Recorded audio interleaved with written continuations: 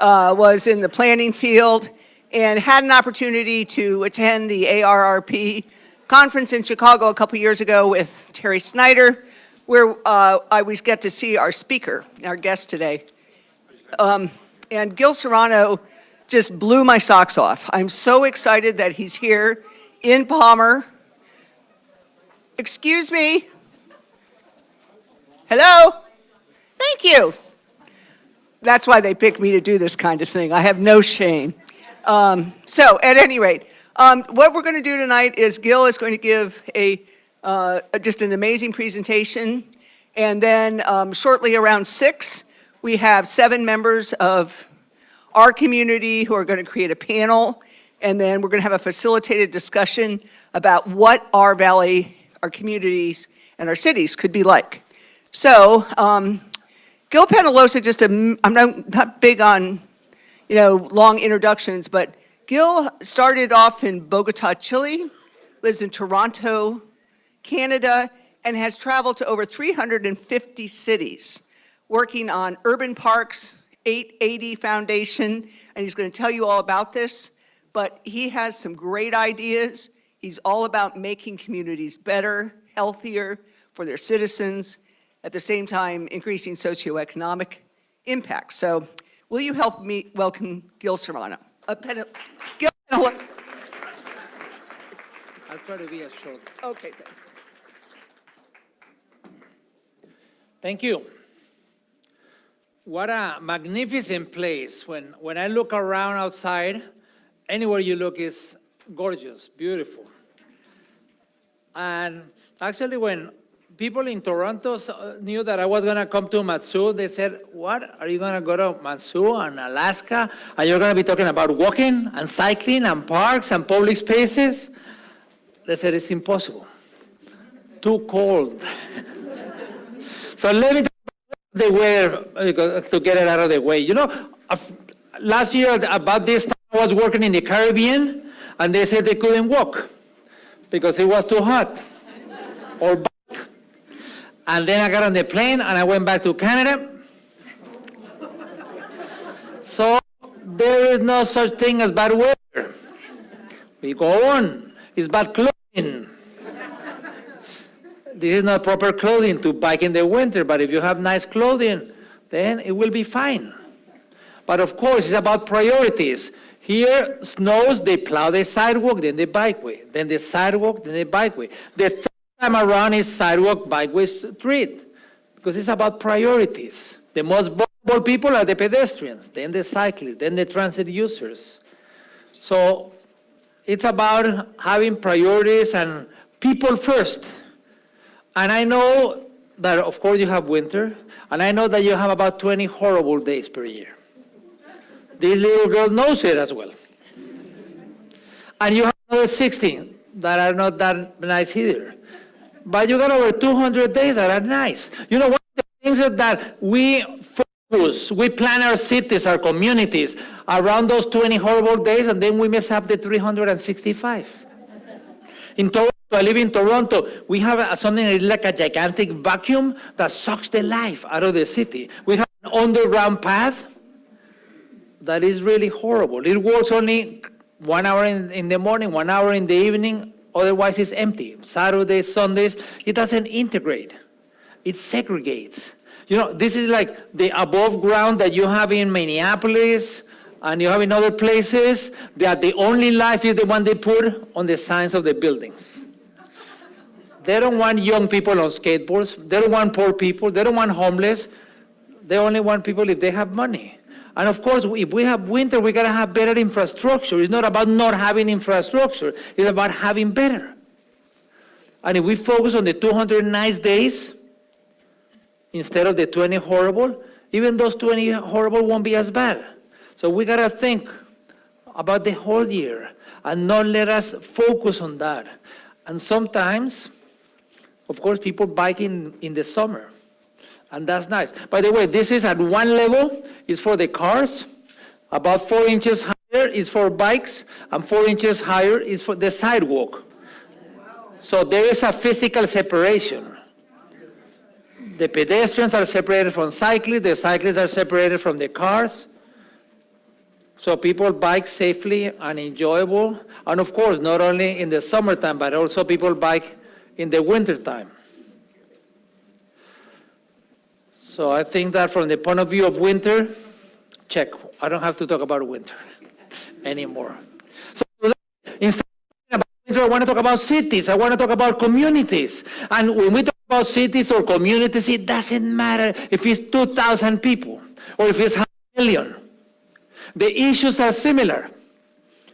If you're under 16, you don't drive cars in the city of 2,000. You don't drive cars in the city of 1,000,000.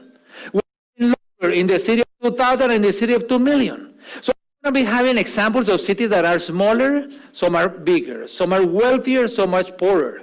So the solutions are different. We need public transit in the community of 5,000.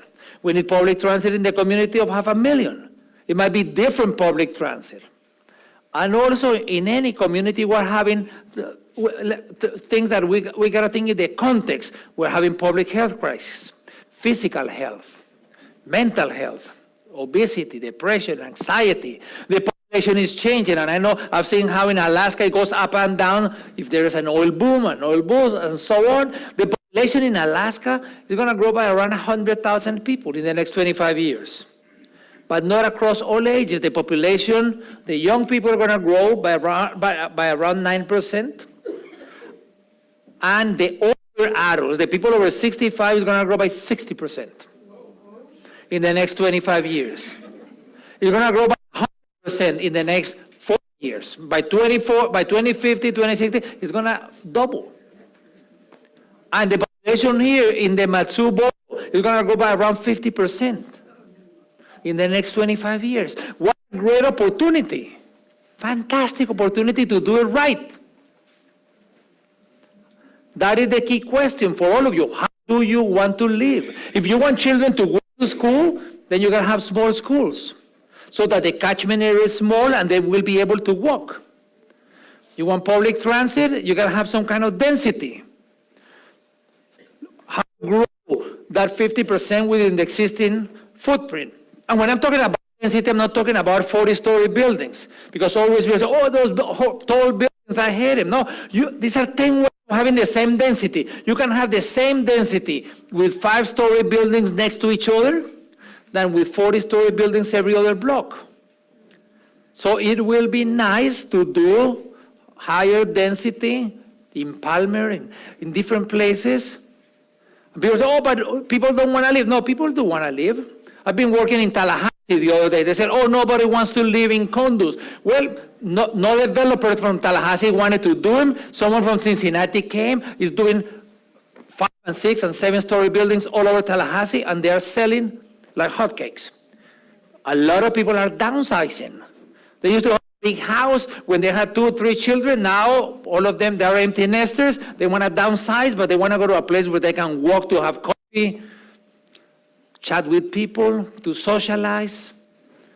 But also part of the context, we have climate change. And we see climate change everywhere. Even if some people don't want to believe in it, it's a reality. You know who I'm talking about. But not just in Mat-Su. We're living longer everywhere. We've been around human beings for 200,000 years. So 200 years is nothing. Just 200 years ago, all of this is the life expectancy. All of these are the countries in the world. 200 years ago, we didn't have any country with a life expectancy above 45. None. So if we had been born 200 years ago, some of us would not be alive by now. Now, we don't have any country with a life expectancy below 45. Not even the poorest countries in Africa. It's incredible. Happened in only 200 years. So in many ways, cities and communities is great. The possibilities that we have. So I'm going to be talking tonight about public spaces and parks and sustainable mobility. When I'm talking about sustainable mobility, I'm talking about walking and riding bicycles and using transit and new uses of cars. By the way, walking and cycling, which you don't do too much in Mat-Su, but I hope you do much more in the future, it's not a joke. This could be any community. This could be Main Street in Palmer in the summertime. This could be in the wintertime. Walking and cycling is not a frivolity. Walking and cycling is the only individual mode of mobility for most people. It's the only individual mode of mobility for all children and youth. If you're under 16, your only individual mode of mobility is to walk or to bike. So having safe and enjoyable facilities to walk and bike should be almost like a human right. Unless you think that only those that have the money and the age and the desire to have a right to individual mobility. That's why we're also talking about democracy, human rights, and equality and sustainability, because everything is really linked to everything. So tonight is it's about all of us thinking, what is the Mat-Su that you want to become? And when I'm talking about public places, let's open our minds about what public spaces are. Part of it is the streets. When we look at communities from the air, between 30 and 40% are streets. And the streets are public space. They belong to everybody. If you drive, if you don't drive. And also the urban parks. You know, Detroit is trying to revitalize. What are they doing? Improving their public places. Malmö in Sweden was a small community, lost half of the jobs because they were shipyard and they went to South Korea. And parks, sometimes it's in the middle, like Piedmont in the middle of Atlanta, or sometimes elevated, like Highline or the Bean, sometimes along the rivers or lakes.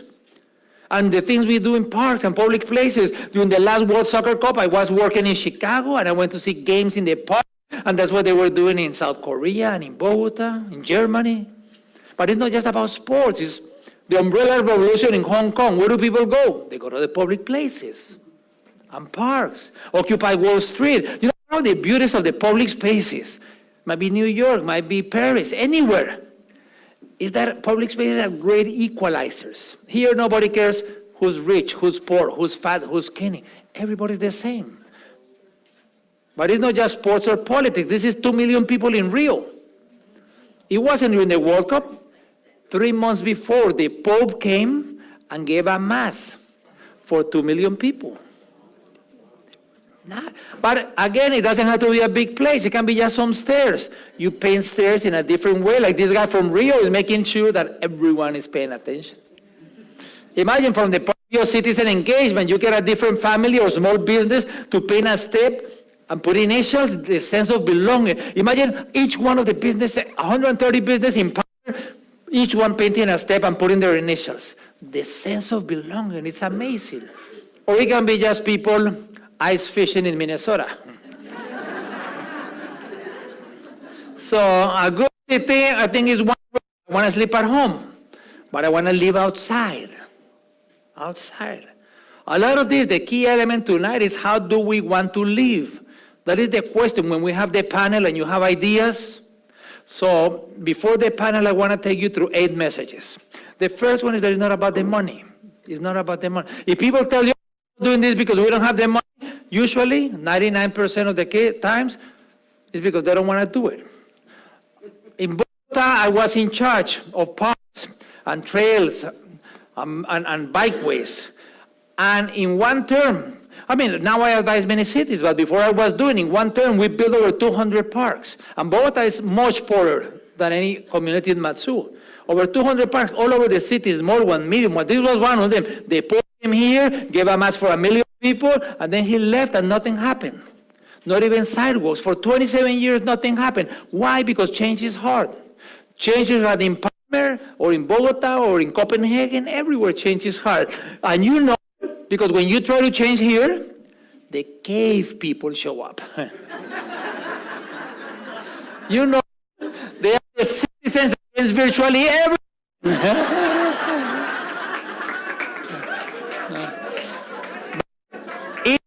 You gotta become a champion. Not solution. You're gonna find that little crack through the window and roll through there. That's why it was like this for 27 years, and in 4 years we turned it into the nicest park for active, for passive, for contemplative recreation, for things that people can do by themselves or in groups. And it's not just about playing soccer, it's also about being able to sit down and smell the roses or do aerobics with thousands of people. The uses and the activities. I'll talk about parks and uses and activities in a minute, but that is what makes parks great. When you have so many things to do, you go and do 1 or 2 and 3, and you want to go back because there's so much to do. We did open streets. What is open street? We call that ciclovia. that I found a small program with a few miles, and we turned it into the world's largest pop-up park. Sunday morning, we pop it up, and people come out, and they walk and bike and skate. How do we do it? It's really easy. Do it here in Palmer. All the streets to people, closing to cars, and the magic happens. You know, we do 75 miles every Sunday and holiday of the year.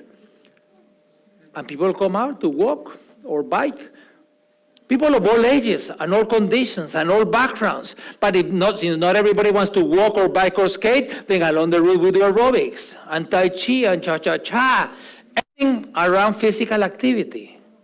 And this is great, it's totally doable. 100 citizens come out every Sunday. But it's not just about recreation, it's about changing minds. All of a sudden we shake people up and say, hey people, the streets are public space. They belong to everyone. They can have different uses according to the time of the day of the week of the year. For example, this year, 2019, you could do it in every community in Mat-Su. This works in communities of 10,000 people, of 50,000, of 100,000, of 1 million. Do it once a month from May to September. What is the risk? Nothing. You are not doing gymnasiums or arenas, no capital cost. If it doesn't work, okay, you don't do it next year. But if it works in 2020, you do it weekly from May to September. This is about social integration. Everybody makes it. I mean, the city of Angels and Cars is doing it. And Portland is doing it. And cities in India and all over the place. And if maybe people don't want to do it because it's Bogota or India, then tell them Paris is doing it. They're a little bit more snobby. Every Sunday, even in the winter time, and New York is doing it. All of these communities are between 10 and 50,000 people. Small communities are doing. We meet each other as equals, and that is really, really powerful.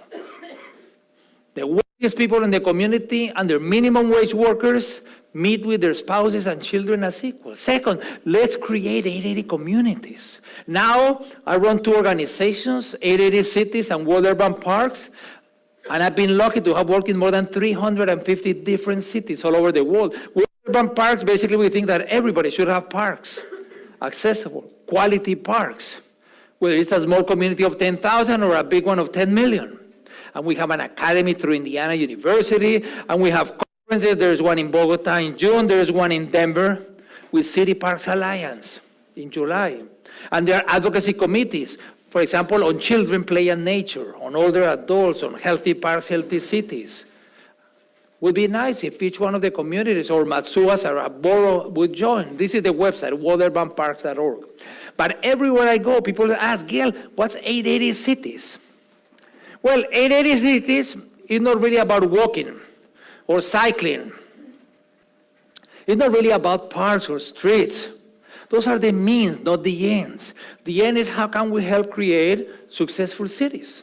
And I like to go and see the venue the day before I speak. The other day I was working in Warsaw, and I was going to speak outdoors, and I went the night before, and I see all of these people dancing, and I said, oh my God, how am I going to compete with them? And then I saw the DJ Vika. You know, we live in Lower. She's an entrepreneur. She goes from city to city, from park to park. So it's about that. It's successful cities and healthy communities where people are going to be happier.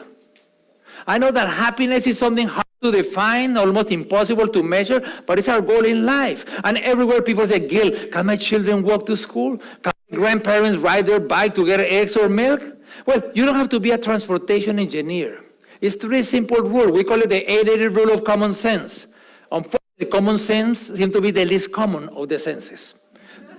Step number 1, think of a child that you love. Someone around 8 years old. Your son, your daughter, your grandchild.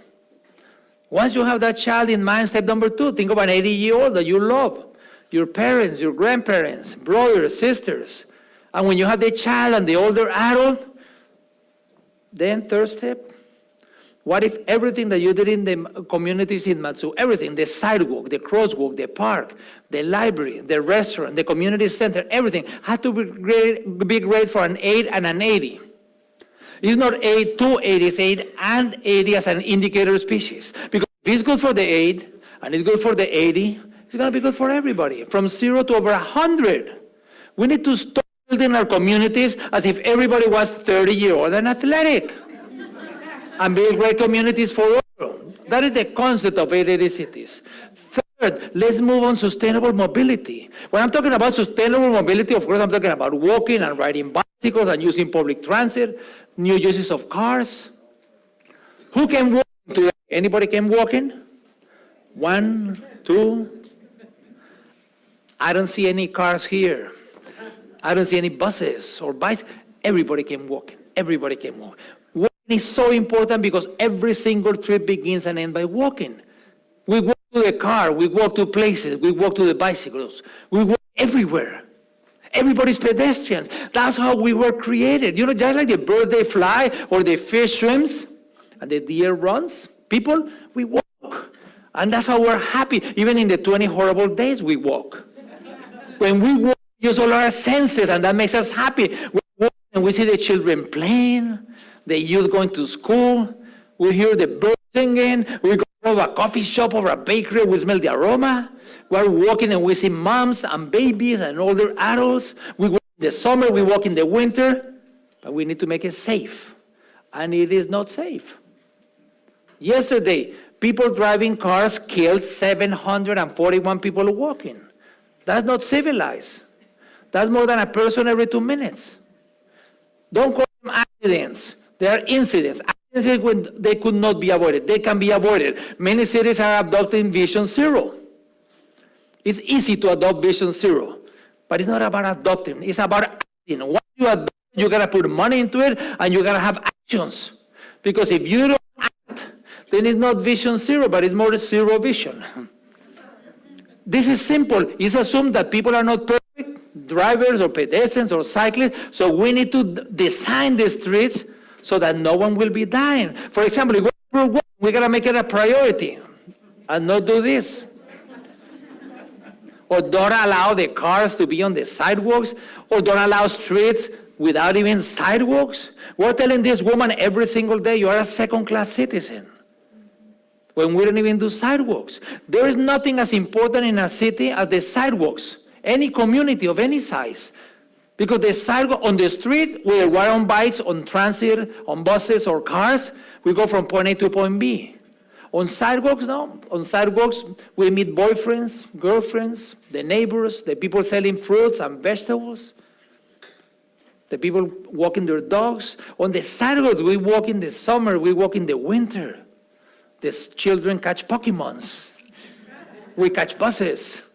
The sidewalks is so lively. When we go to any city, that is the first place where we go out. We go out on the sidewalk, we develop a sense of belonging. So sidewalks is what is really, really important. It reminds us that walking is much more than walking. A few weeks ago, I was working in Buenos Aires, and I went to the sidewalk, and people were dancing tango. The sidewalks are more actually part of the family of the parks. Almost everything that happens in the parks also happens in the sidewalks. So maybe sidewalks should be managed by Parks and Rec and not by Public Works. Let's just think about it. And we should also do citizen engagement around how to do with the sidewalks.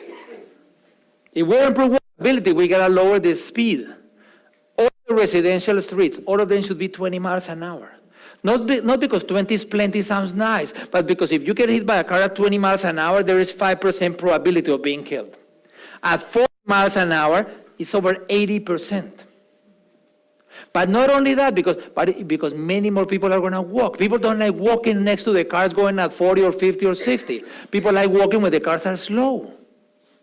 I mean, these are not technical issues. If we put a small island on a crosswalk, we eliminate more than half of the incidents. Why are we still doing crosswalk without an island?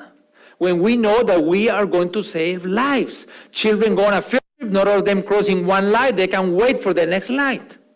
And it's people of all ages that are being killed in intersections, especially older adults. The older adults, more than twice as many of the proportion of the population in the US, are the ones that are being killed in intersections.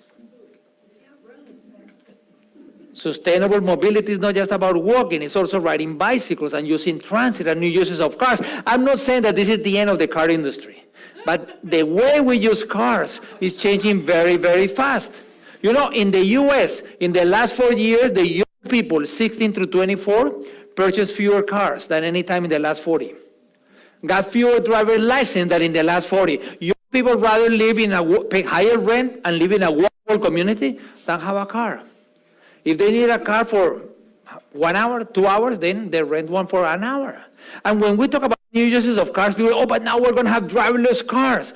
And then people do all of these beautiful scenarios. They say, oh, with driverless cars, there won't be any traffic jams.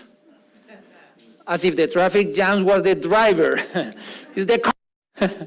You know, if we don't change our behavior, it might be even worse. We might have many, many more cars. So it might be great or it might be horrible. It's up to us. How do we define it? And also, we can ride bicycles. This could be popular in the summertime. Why not? Popular, people could be bike. I mean, of course, the communities in Mat-Su are good, but you can be better. For example, from the point of view of cycling, you can be better than Copenhagen or any community of any size in Denmark. Small community like Ons. Why not? You can be as good as any community anywhere in the world. You have beautiful natural setting, you got good industries, good education. Copenhagen, they don't bike because they are poor. They have a higher per capita income than any city in the US. And the weather is horrible. It's cold in the winter, it's hot in the summer. It rains all year round. And they bike. Anytime, people of all ages. 1 out of 100 trips are done on bicycles. Here in Mat-Su, 1 out of 100. So there's a lot of room to catch up. And they're not saying for enough. They want to go to 50%. And men don't need shirts in the summer. And women don't need special shoes. Look at this community. Owns 190,000 people. They did a plan for mobility, walking, cycling, cars, everything. They thought of the winter. They thought of the summer. They thought of people going to work, people going to school. Lots of citizen engagement through internet and in person. I'm thinking anytime that the streets have more than 5,000 cars, they have a physical separation. Here, at one level is for cars, 4 inches higher for bikes, 4 inches higher for pedestrians. Or these are other, this is, people would bike in Palmer if this is what the bikeways would look like. The small communities are fantastic because you don't need 20. You need maybe 2 going north-south, 2 east-west, and all of a sudden you start generating a grid. This community, putting counters, putting places to put air, nice signage for tourists. Here you click, you say, well, it's a coffee shop, and it pops up. Put in lockers, you go shopping, you put your bags here, public washrooms in the public places. They have even for bicycles, underground bicycle parkings. It's quite nice. And it's not just something for July and August, it's 52 weeks of the year. They have many pedestrian streets, but when it's pedestrian, people walking are priority. You either leave your bike out or you walk your bike. And then they have many other facilities. This is the kind of density that I'm talking about, 4 and 5 stories. That is fantastic communities. It's not about 20-story buildings or anything like that. And by the way, here, when you are getting closer to the schools, the speed limit in front of the schools is not 20 miles an hour. It's 0 miles an hour. From 7 a.m. to 4 p.m., there are no cars in front of the schools. It's a safety zone for children. I've seen here a lot of schools that they put 20 miles an hour when lights are flashing. What do you mean when lights are flashing? There are kids only when lights are flashing? Do we want kids to be safe half an hour in the morning, half an hour in the afternoon, Monday through Friday, and that's it? Or do we want them to be safe all the time? It's about changing our priorities. And this is totally doable, that in the schools we make it safe to get to school. But also the schools have all of these playgrounds that the kids are using it after schools and Saturdays and Sundays and on holidays. All the areas around the school, all residential areas should be 20 miles an hour. But at least everything that is near a school or near a park. So this city is about creating a city that is good for everybody. We got to remember that the quality of the infrastructure is a symbol of the respect that we have for people. And we can also improve bikeability. But by the way, to improve bikeability, it's not about this. I was working in Florida and they showed me this. They paint a line at a 50-mile-an-hour road.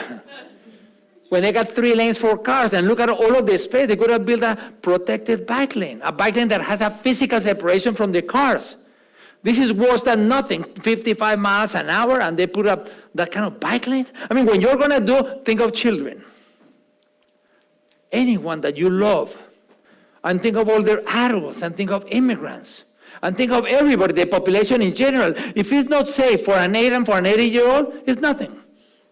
Don't even call it a bikeway. The only way that you can get people to bike in the communities in Mat-Su, the only way is if we lower the speed where people live. Residential areas, 20 miles an hour. And you develop a network of protected bikeways. So everything we said about 20 miles for walking is also for cycling. But we gotta create a grid of AAA bikeways. What's AAA? It's all ages and all abilities.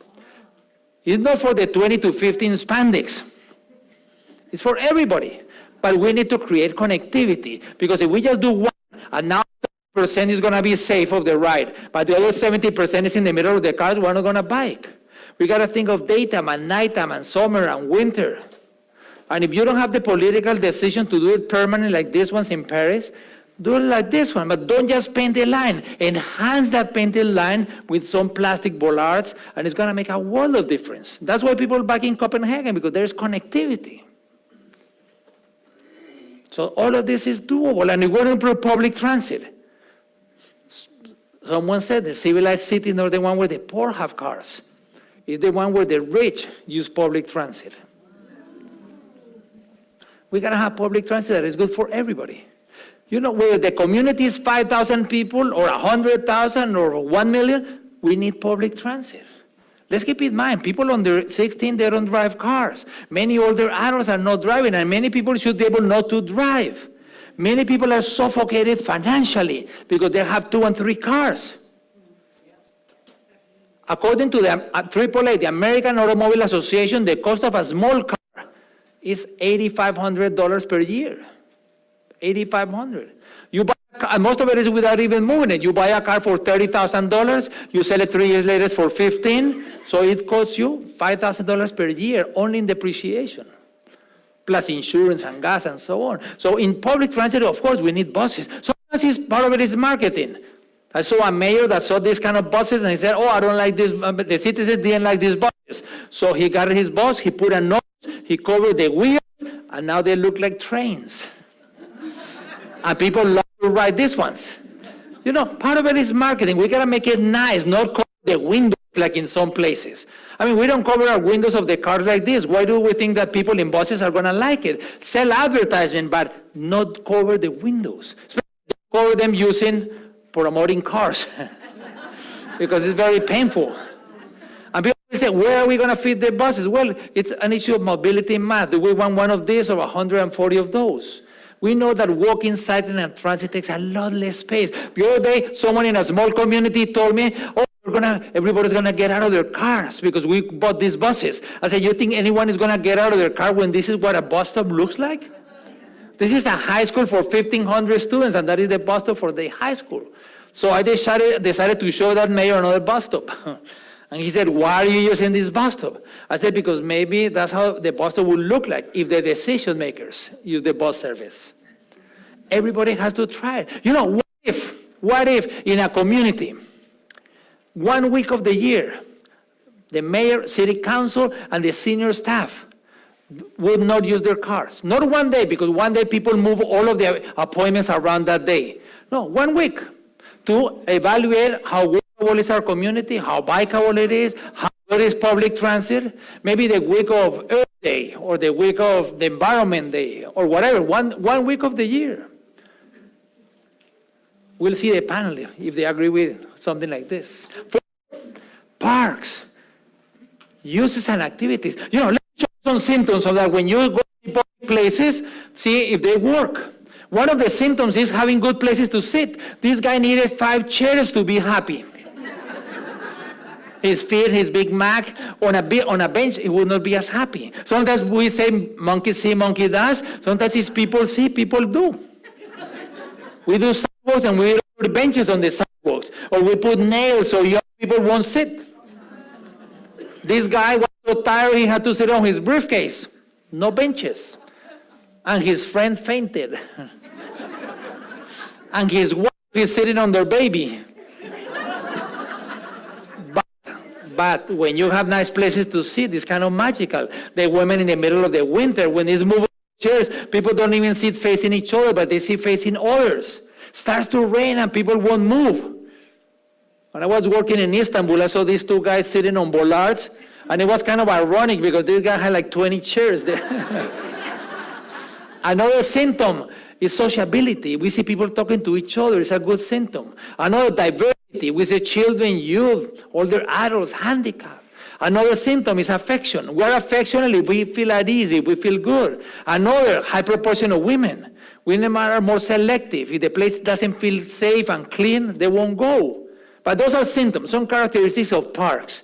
I think the biggest problem of parks in America is management. Because many cities think that management is synonymous of maintenance, or picking up the garbage and cutting the grass. No, maintenance is maybe 20% of management. Management, of course, is also maintenance, but it's about having grandparents and grandchildren doing bread. It's about the uses and the activities, having people walking and cycling and running and playing chess and having lunch and taking a nap. Management is about having volunteers, but giving them the tools. Management is about citizen engagement, asking the citizens before, during, and after, what do they want in the parks and the public places. It's about having resources, human, financial, physical. It's about having a good, equitable access throughout the region and not throughout the border, not just in one place or another. It's about safety. But not like I saw in London, England, that it says, beware of the thieves. This is like an open invitation to the thieves of the city. You need a lot of police in the parks when they're empty. You don't need when they're full. So the cheapest way to have safe parks is to have uses and activities. I go to so many cities where it's easier to find $1 million to do a park than to find a few thousand to make it work. But we need a few thousand to make it work. You say, we don't have money. Let's do working groups. We don't have money. Let's do knitting groups. There's no money for any uses. Let's keep in mind, if empty parks have very few benefits. So we need to have parks that have lots of people of all ages doing all kinds of activities. And for example, if having a nice skating rink is nice. But if we put lights, it's even nicer. If we put music, if we sell hot chocolate, all of a sudden it becomes a nice place. It's about having yoga. And look at this, advertising covers just 10%. It's about information. It's about having music, different, knitting. One of the fastest growing activity in parks in America is knitting. Not because of the knitting, it's because people want to socialize. People are lonely. It's about having reading. It's about music. It's about having Wi-Fi in all of the parks and public places, so we get the young people out of the houses and into the public places. It's about having reading books. Also, all the adults volunteering to read to the children and ping pong tables. It's not expensive, but it's about the uses and the activities, and we got to think of parks 52 weeks of the year. Some people want to get married in the summer. Others want to get married in the winter. And in Mat-Su, so we have small parks or large. We got to have both because they satisfy very different needs. The small neighborhood park is where we develop a sense of belonging. We meet our neighbors. We also develop solidarity, but we're not going to be able to play soccer there, so we need bigger parks for soccer, for baseball, for other activities. And we're not going to be able to go canoeing or cross-country skiing, so we need large parks. So at the end of the day, we need all of them. We need a system with small, with medium, with large. With ARP, we have developed a guide for creating parks and public spaces. On the way out, get a copy. It's printed, it's free. And it'll give you some guidelines of how to make it great. I also think that a good community is like a good park, totally integrated with nature and extremely safe, especially for children, for women, for older adults. 5, let's not copy, but yes, adapt. Everybody can learn from everybody. This is something really, really important. In the public sector, we got to remember that we need to help each other. For example, I think that it would be great if Palmer and every community became an age-friendly city.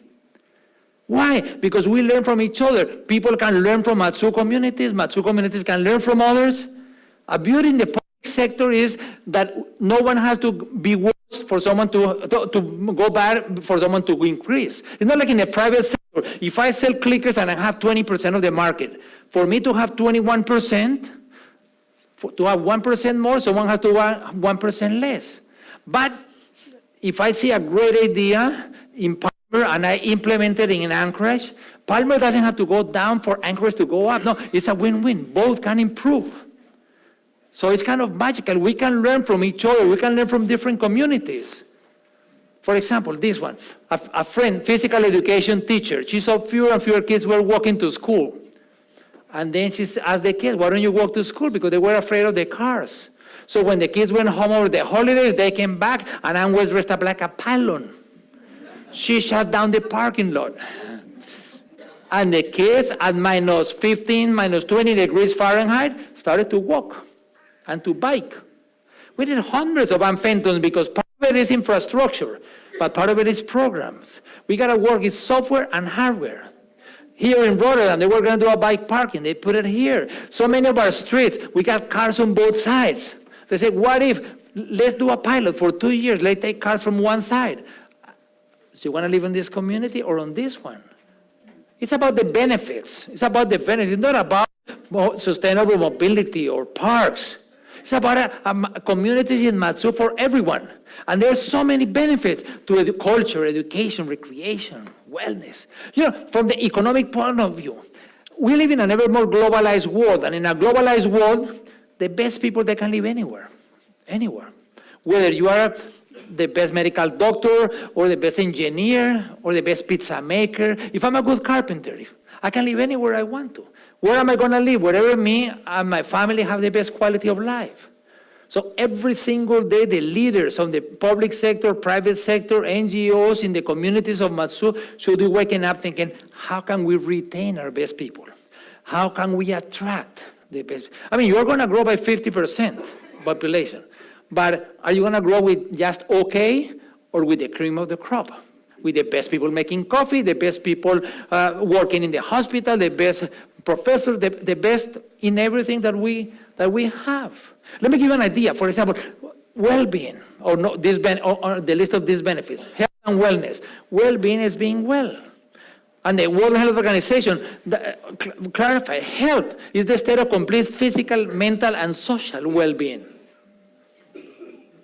Is this what our future looks like? You know, the issue of obesity is not how people look. It has to do with heart attacks, has to do with cancer, with depression, with anxiety. These are the 35 wealthiest countries in the world, and the U.S. is last. You should say, I don't care what the U.S. is. The community in Mat-Su, we're going to be better. We're going to be better than others. And people say, oh, it's been like this. No, look, 20 years ago, we didn't have any state with more than 20% obesity. Today, we don't have any with less than 20%. Alaska used to have 14%. Now it's more than 34%. And you're wasting billions on issues related to that, diabetes and depression and so on. And it's across all ages. We see the white, black, Latino, the different ages, men, women. 1 out of 3 people is obese. So we got to work on having better school lunches. We got to have farmers markets in all of the communities. We got to have urban gardening so people will learn that the tomatoes don't come out of a factory. And we need to be active. We need to be active. If people want to have a magic pill for health and well-being, it's physical activity. That is the magic pill. That is unanimous. All doctors, all research, everybody says, if you are physically active, it's going to be good for everything. Heart disease, blood pressure, diabetes, everything. And it's not about doing marathons. It's not that big a thing. They say, oh, no pain, no gain. No, now it's just 60 minutes a day for children, 30 minutes a day for adults. So there is an urgency that we need to have physical activity. But let's keep in mind, the only way in the communities in Mat-Su, the only way that you're going to have large parts of the population being physically active, the only way is if people walk or bike as a normal part of everyday life. There is no other way. There is no community in the world that has large parts of the population doing anything else. People might play soccer twice a week. People might do cross-country skiing twice a week. But if we want people to be active 5 or more days a week for 30 minutes a day, is if people walk or bike as a normal part of their day. That's why I'm making such an emphasis that we gotta have communities where it's safe and enjoyable. But let's keep in mind that sustainable mobility and parks is good for physical health. But there is no health if we don't have mental health. Loneliness. Loneliness is huge. It's so big that last year in the UK, they created the Ministry of Loneliness. It's a huge problem at all ages. Loneliness causes stress, and it increases by 29% the probability of heart disease, 32% stroke, twice dementia. At all ages, people are very, very lonely. We gotta work on this. That's why I was making such emphasis on the programs. It's not just about having a walking path. And people say, oh, I see people walking. Yeah, you see the few that are walking. You don't see the many that are not. We need to have money to organize walking groups and yoga groups and all kinds of groups. Because the walking at the end of the day becomes an excuse. It's about social integration. It's about sociability. Depression is the world leading cause of disability. By the way, we have contact with nature. It's going to improve our mood, our cognitive attention. So having contact with nature is not just something that is nice. No, it's great for health. But we need to go out. We shouldn't just think that because we live in a small community, we have contact with nature. No, we have to go out and have the contact with nature. Otherwise, we're not going to have it. It's not if you're living in a big or a small community. If our neighborhoods are green, we're going to have lower depression and anxiety and stress. And it's totally doable in our main streets, in our regular streets, at all times. It's not just about having contact with nature when the weather is warm, but also same park in the middle of the winter. We got to keep the parks open throughout the winter, and people are going to be able to use them. We got to have nature everywhere, in our home, in our sidewalks, in our schools, in our places of work. 7, I want everybody here to be a guardian angel of the gentle majority. What do I mean by gentle majority? Is not the squeaky wheel. Because they say the squeaky wheel gets the oil. No, it's not about the squeaky wheel. We got to think of the children, the older adults, and the poor. You don't see practically few children here. Why? Because the children are doing homework or are sleeping. The poor people have 2 and 3 jobs. They don't have time. So anything that we do in any community in Mat-Su, let's think, how would this impact children, older adults, the poor? Let me give you one example of each. Children, imagine that we come out here and everything is about playability. We have a Palmer that is playable and is fun. We come out this, we go to the sidewalk, there is a swing. We're waiting for public transit and there is a small parkette. Maybe more people are going to use transit. It's not about the money. A lot of these ideas don't cost any money. It's about realizing that playability is important. That is important for our health, mental health, physical health, to be happy, to be fun, to be smiling. I mean, we see it here in the body language of any of these children. Having this in the games, painting the sidewalk in front of the schools, having a jumping rope. It is great. And some people say, oh, Gil, that's nice because playing is fun and games. Yeah, it's fun and games, but playing is also how children learn. It's how children develop their muscle strength, their sociability, their language, their friendship, coordination, the sense of playing is how children learn all of the important needs that they're going to have throughout their lives. So we got to have facilities for people to play everywhere. By the way, what is a child's favorite toy? Another child. So let's have places where they can have another child. Or maybe their dog. You know, these are the future city builders. It's not just about doing games with plastic. No, this is very inexpensive and they're going to love it. Maybe in every community in Mat-Su, we should have a goal that every kid should have a play area within walking distance. In the urban areas, not if they live very much in the rural. But let's have that playability, and this is totally doable. And if we don't have a park, let's think of the schools or the streets or the libraries. You know, most of the schools in America look like this, the playground. You can turn it into this with green roofs and trees. Why is it so important to have trees and green? Because the children have less attention deficit and hyperactivity disorder. This city increased by 25% the playgrounds without buying 1 inch of land. Look at the urban gardening so the children know about the tomatoes and the lettuce. So we gotta have school parks and library parks and sidewalk parks. We can have streets and close a street and make it a play street. This is totally doable. Yesterday I was running went for a run in Anchorage. And all of the parks were closed. But I went by a school and I saw that in front of the school all the kids were playing. We should also facilitate that the kids go to the parks and play. They want to play, they want to be outdoors. So it's doable. And if every child has a play area within walking distance, every older adult is going to have it. You know, we're living longer. Not longer, much, much, much longer. This is interesting and this is new. Can you imagine? In the history of humanity, the people that have ever lived to 65, half are alive today. Half. Today, this is totally new. Look, in the US, very few people used to live to 65. Now it's increasing and it's going to continue to increase. We're going to double the population over 65 in Alaska and across the US. We're going to quadruple the population over 80. And people are happy and having fun, not even thinking of retirement. They want to have retirement. From the point of view of re-engagement, people want to volunteer, people want to do activities. Maybe we should create a movement, the 65 plus alive.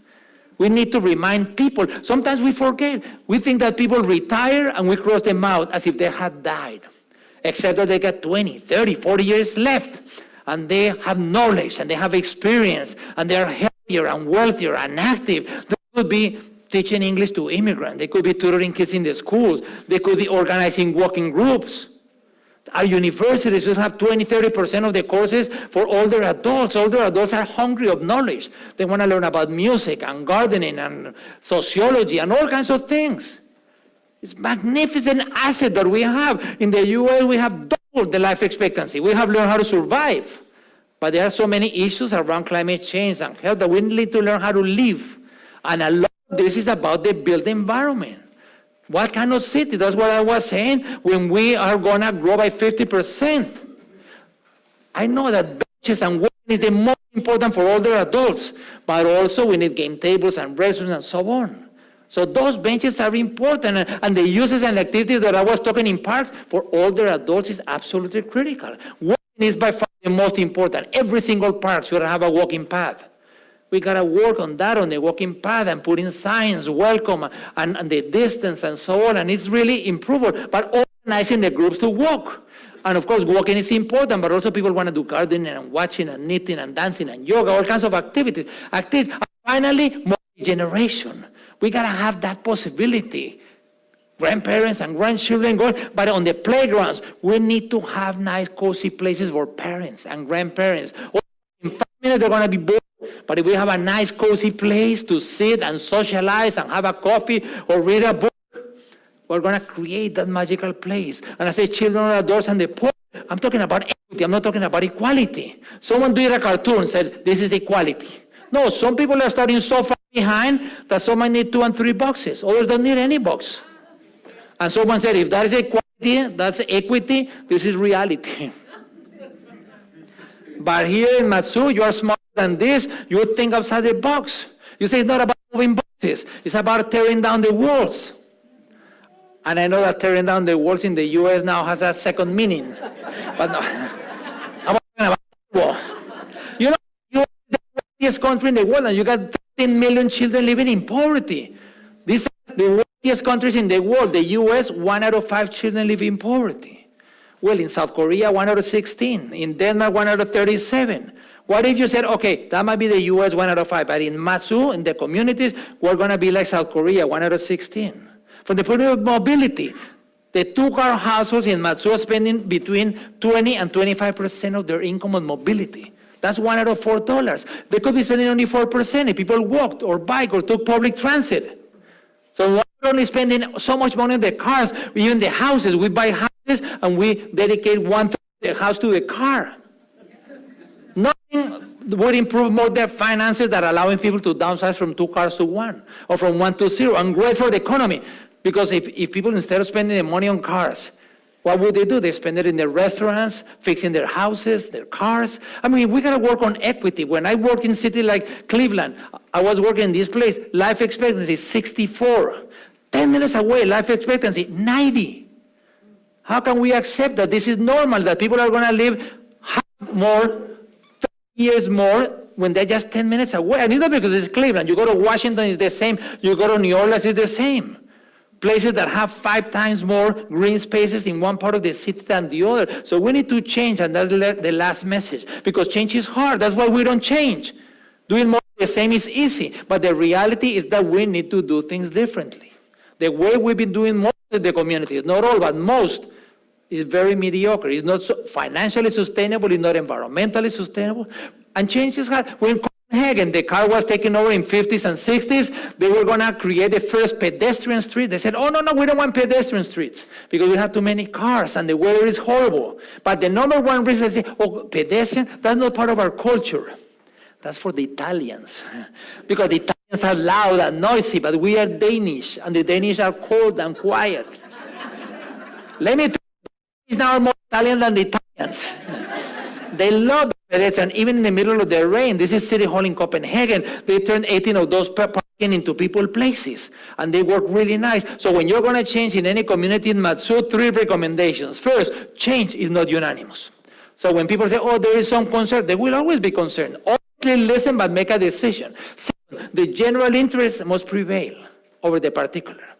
And third, when you say no to something, you also say yes to something else. There are consequences. You say, oh, we don't want people working. Okay, that's fine. But then you're going to have more obesity, more depression, more anxiety. So we need to change. These are not technical issues. These are not financial. This is about policy. This is about politics, not political parties. It's about everything that how to change with a big P. Everybody needs to participate. Each one. We got to move from talking to doing. It's creating alliances. An alliance is like a 3-legged stool. One of the legs are elected officials, municipal, state, national, and all the public sector staff, but not just planners. We got to get public health and the Board of Education and transportation and economic development. And the third leg is the community, the activists, the media, the students, the university, the high school. How to get the 3 legs working together? What is the glue? Is developing a sense of urgency. We say, okay, we want to be the healthiest community in the U.S., or we want to be whatever you want. But a shared vision. You need to, once you have the urgency, you develop a shared vision and action. Some communities have a vision, but no action. So they know what needs to be done, but they don't do it, so they become frustrated. Or have action, they do a little bit here, but they don't know where to go. They don't have vision. So it's chaos. But if you are able to have vision and action, you're going to create healthy and successful communities in Mat-Su. And you're going to be from talking to doing. I know that you are doing, but you're going to do more, and you're going to do it faster. Even more, you're growing by 50% in the next 25 years. So everyone in the communities of Mat-Su, let's do it now. Thank you.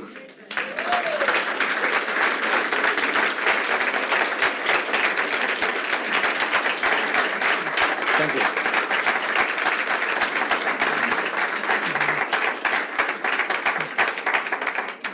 Thank you very much.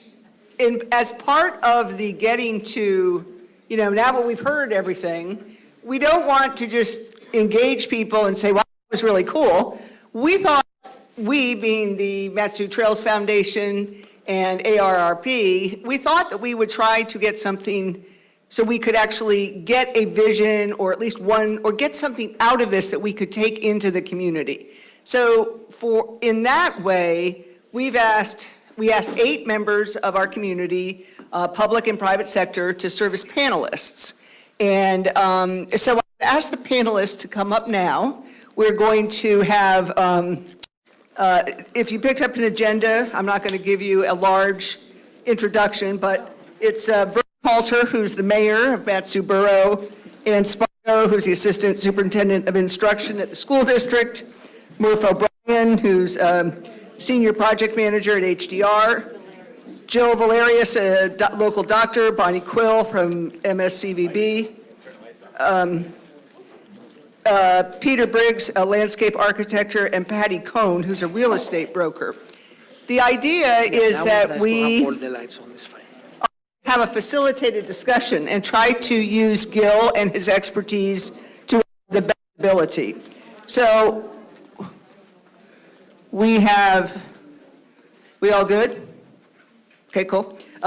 We have asked our panelists to consider a number of things, but the one thing we've asked them, if time and money and human capital were not an issue, what are the top 5 things that could be done in your sector to improve livability in the Mat-Su? So what we're going to ask is that each one of you be a spotlight, and each one of our panelists will give us their opinion, and then we're going to ask Mr. Penalosa to give us a little bit of feedback about that. And we're going to run this till about 7. I apologize for going over a little bit, but, and then we will also have time for questions. So, I'm sorry? Okay, we're good? Okay, we're going to go for the, the most people. So are you guys comfortable? Okay, so I'm going to start with the mayor of, well, okay, well, I could start with Jill. I know she's ready. Okay, so Jill Valerius, and again, it's what would you do if time, money, and human capital were not an issue? What 5 things could we do in your sector, the health sector, to make the Mat-Su a better place? Thank you. I spent a bit of time thinking about this, as you can imagine, and I had to write things down because I could talk about an hour on this, I think. The 5 things that I think are really important from a community and as well as just a medical standpoint and a health standpoint, really for our nation and everywhere. Number 1 is education. And education I would first start out with would be provider education. And honestly, I think whether it's physicians, chiropractors, physical therapists, naturopaths, we need more training in nutrition as well as functional assessment. Because we have a system, which everybody is well aware, very versed in disease management. We all know really well how to diagnose something and match it to a treatment. And that's not moving the needle for our communities or for our nation. Number 2 is assessment. Oh, sorry. And assessment comes with education as we learn how to do that. So we need to be able to assess individuals, young, old, everybody, so that we know where people are at, whether it has to do with nutritional assessment, physical assessment, as well as like mental, emotional, spiritual assessment. And that's what needs to happen. Number 3, we have to take these tools to the next level and educate the people. And education, I would say nutritional education, functional education, like what sort of things do we need physically, mentally, emotionally, spiritually? Looking at all of those different needs as well as medical needs in education. We could do live programs, we could do recorded programs, we could do virtual meetings, but basically we need to help people understand how they can live their best lives. And that's not necessarily been the focus of at least my 20-year career in medicine thus far. It's really been, I think what Gil really hit on is it's really been this like disease model. And I would really say that we're lacking in that livability and the health and really like looking at our goals and what can we have and what can we do and be and really how to do that. The third thing would be accessibility. And so it's kind of on those 8 domains of livability that the AARP has talked about. And number 1, nutrition. We do that with our green spaces here and our Grow Palmer, but people need access to nutritional quality food. People also need to know what to do with it. Because honestly, a lot of people, if I hand a list of vegetables to people, a lot of people, know what broccoli and carrots and celery and some of those things are, but, a jicama, like people don't know what that is. So we need that education.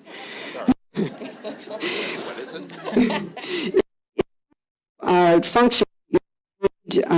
To really have more programs designed for walkability, bikeability, and just access for people. We need green spaces.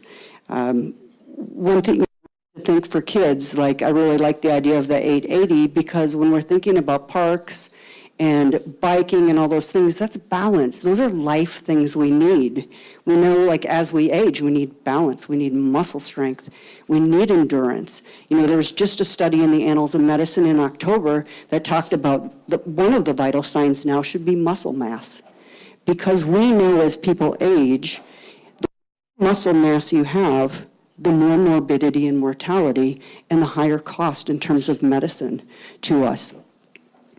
Another part of my accessibility is community. And community, which can be created through parks, through these educational things. Community will help, like Gil also addressed as well, young people and old people having that sense of community, being able to socialize with people. And that really, I would say, is a very vital part of our health as well. Lastly, healthcare, since I am a doctor as well. So we do need access to acute care, and I would say in our country we excel at acute care. When it comes to long-term care, you could see we're one of the worst in the world. And what that, is a direct result of is most of our education focused on this disease management model. And so that's where, listening to people, educating people, empowering people to be able to make changes in terms of nutrition, lifestyle, mobility, those kind of things I think are most important. Great. And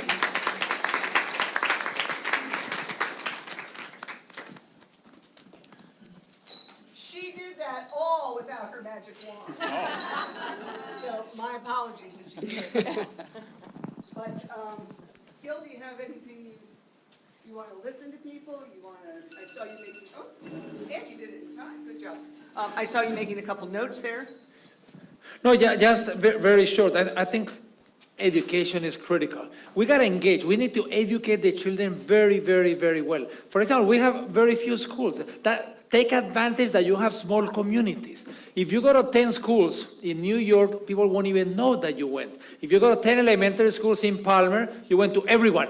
Engage the students. If we educate children very, very well, they go home and then they educate their parents. The food preparation is not about being able to do a whole menu. If high school students would graduate knowing how to do 3 meals, all of a sudden they would not be afraid of food, they would not be afraid of cooking, and they would, after learning 3, then they're gonna be able to work 100 more, and they're gonna eat a lot healthier. So I would say only that, and just making emphasis that there's no health system in the world that will survive if we continue focusing on curative. It has to be preventive in order to survive. Great, thank you. Who wants the magic wand next? Oh, Murph, good job. Here, you have to have the wand. I have one, at least because my first concept here is education too, and I'm on the transportation side, and my wife was in education, my son went through the schools here, and we need education to give us the artists, the visionaries, the actionaries. That's a new word I came up with just now. Thinkers, problem solvers, and the math and science to lead them into the professions that we need to help solve problems. And engineering and planning and transportation all require a strong educational system. So the valley, the borough needs to ensure that the kids now and in the future have a fantastic education. The other issue is kind of not quite transportation, but it's something that I keep noticing more and more, and somehow as a community we need to come together and deal with the homelessness issue. There's a lot of people that just need a little bit of extra help, and it's just something I think that's out there that crosses all boundaries of all these topics. Now, getting back to transportation, I think it's really important that at a policy level we need to realize that you can't have good transportation without good land use. And I think that we need to look at, what land use policies are, and in many ways, good land use not only will protect investment in transportation, but will also protect investment in our homes, in our businesses, and other features like that. Now, if I actually had this wand, and it could actually work, our transportation system out here is not quite in its infancy. It's probably preteen. It's not quite teenager, and certainly not mature. I would magically make some of these important connections, whether it be the continuation of the Bogard-Selden corridor, some of the work up off of Engstrom and Texel, making those connections, making more north and south and east and west connection to help relieve the traffic congestion off our few arterials that we have. And that leads into my next thing, that once we get the network more mature, then we can need to broaden our transportation view or view of transportation and look at what we need to do for transit, for rail, for bike and ped and other trail activities. The new technologies that might be coming forward, the changing demographics. You know, the first time I drove out here, I was 23 years old. I'm not 23 anymore. And probably in a few years, I shouldn't be driving. But anyway, there's definitely changing demographics. You know, the Uber and Lyft, the fact that my kid was over in Europe and he spent Christmas in Antwerp and he said he walked 150 miles in 10 days because you could. And, you know, it's a very walkable community.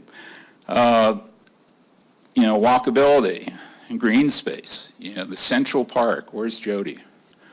Protect the Central Park. And when there with that little trail or that little parking area, and the fact that the use of that area has gone up amazingly is just one of the greatest things that happen at a very low cost. And finally, I think as a community, we got to think critically together to come up with imaginative and innovative solutions to whatever the problems might be, because it's better to think together than to think alone. And Sarah? Good job. It was like 25 years ago that you set me up at a Palmer chamber meeting. And you've been doing it ever since. So thank you. Sure. Because you heard what he said about land use, right? So I don't work for anybody now, so I can just say, land use, there's a concept. And since I saw Gil, I have said at more community meetings, if you, now I'm going to get it wrong, if you say no to something, you're saying yes to something else. So if you don't want land use, okay by me, I'm good. But that means that you get that gun range in your, down the street. And you know, I had a guy come to a Fisher Community Council meeting and said, do you realize they can do anything they want? I was like, yep, sure do. So anyway, sorry, small. Who else would like to be next? I'll go. Patty Cohen. Things at once. I'm Patty Cohen, and my field is real estate. And I have been in real estate since 1982, about a year after I got out of college. And at first, it was about selling houses, as you can well imagine. But in all my years of helping people through transitions in life, and trust me, real estate is all about transitions in life, I think I've learned a thing or two along the way. And I guess as I'm getting older too, I start to think that it is an issue of education. We train people from children from young ages that everybody gets to have a house and everybody gets to do whatever they want to, right? Is that kind of what we kind of say? Yeah, you can be whatever you want and kind of do whatever you want. I think what I've come to realize is we have to retrain from young ages. We need to talk about housing in schools. We need to talk about what kinds of housings are good for people and what are good for communities. Because I think we set the standard that when some of these kids I see getting out of high school, they think they can have a house. So they go to college so they can afford that house, and what's the first thing that happens? They have enough school loan debt that they can't afford a house and they may not be able to buy one for 10 years. And I think as parents, we don't even think about how we set our students up sometimes for those kinds of things. There's nothing wrong with college. I mean, I'm a huge proponent, and I'm also a huge proponent of our local schools. But I think we have to start putting some of those things in place to get people to understand that there are consequences to those different decisions that we make. We also have to reimagine as community members that it's wonderful to own a 40-acre parcel of land. But it's also very hard as you are going to age in place. First of all, most of you may not know that it's really hard to get a loan to build a house on a 40-acre parcel of land. As we get older, it's also hard to keep paying the taxes on that parcel of land. So I think there's a lot of education that we have to kind of reimagine the kind of communities. I loved what Gil said is, you know, you can have the 40-story building or the 4-story buildings all and still house the same amount of people.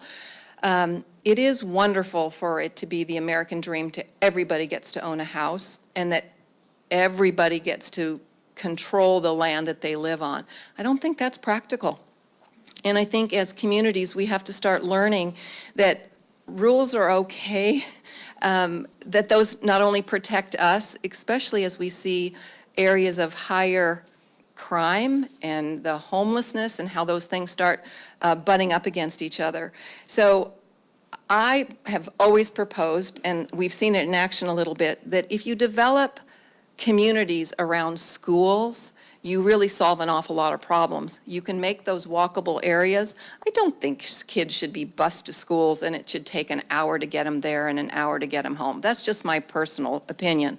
But it is the reality in the Mat-Su Borough, the way we have things set up. So if I had a magic wand and money were absolutely no issue, I would think we would start looking about not where the borough owns land, that's where schools go, but that we look at the best places to site schools and then build the communities around those. A few that I was involved with some of the developers was, first of all, probably was Woodfield Park and Bridle Path Estates, if any of you are familiar with that. Those are the parcels that are around Larson, Teeland, and our Career and Tech. And then the ranch, which is the home of Macintosh Elementary. Those kinds of plans do create, I think, more walkable communities. But I think we can actually go farther with that, because now that those are great, but now we have this huge problem in our area of affordable housing. We did a forum several years ago with the realtors in conjunction with the Mat-Su Borough, and we really looked long and hard. If you allow the developers and the builders to define your communities, they're going to, and it's not wrong, but it's private enterprise. It benefits them in terms of they build what people will pay for. That doesn't really look at what the needs of the communities are.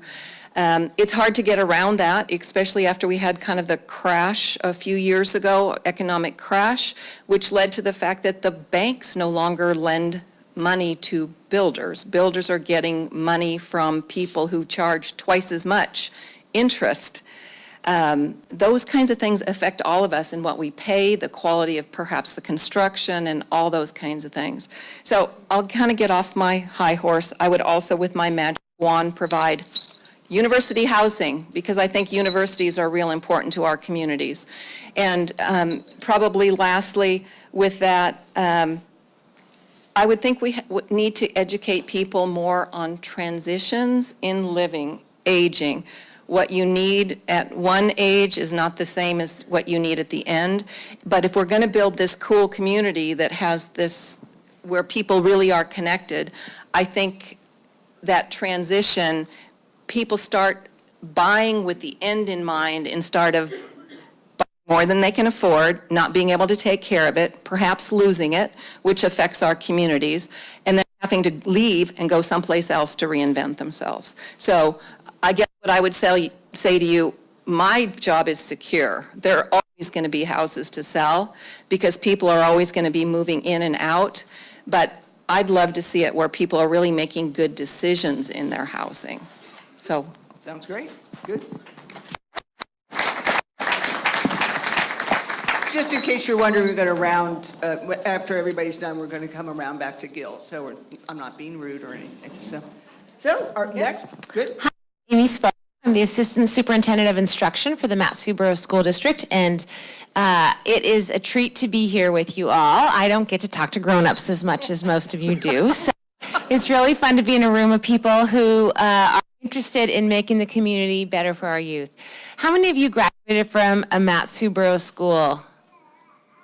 So a lot of transplants in here, so you have expectations of maybe, you bring expectations from other places about schools. I grew up here, born and raised, and graduated from the Mat-Su, and I loved this question of 5 things that if I could wave this magic wand, we could do. And what I was most excited about is when I thought of what are the possibilities that could happen? There's little seeds of all of them already happening. So hope is alive in the valley.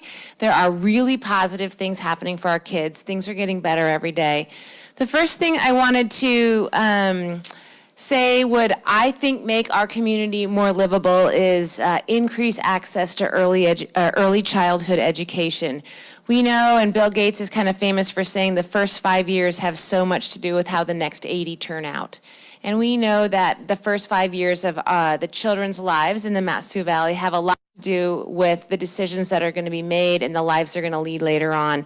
We've heard a lot in the Mat-Su Valley about ACEs study and childhood trauma, and we know that health is directly impacted by how those childhood experiences, how kids experience childhood.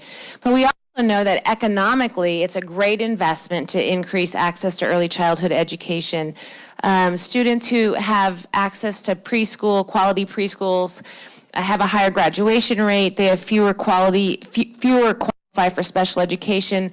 They commit less crimes. They graduate college at a higher rate. They have improved academics, behavior, and social skills. Overall, you get money back for that investment in early childhood. This year in the school district, we've doubled the number of kids in school-sponsored preschools by creatively blending funds from grants and federal programs, and we're really looking to continue that process. Second thing is I would see an increase in behavioral health services. And again, we have 10 schools right now who are in partnership with the Mat-Su Health Foundation, and we're excited that we are bringing in behavioral health services to kids where they're going to be every day. What concerns me the most about that is that there's not a great pipeline of people coming up to provide those services. So we as a school district and us as a community, like Dr. Valerius said, need to think about training, need to think about education, we need to think about career pathways in behavioral health.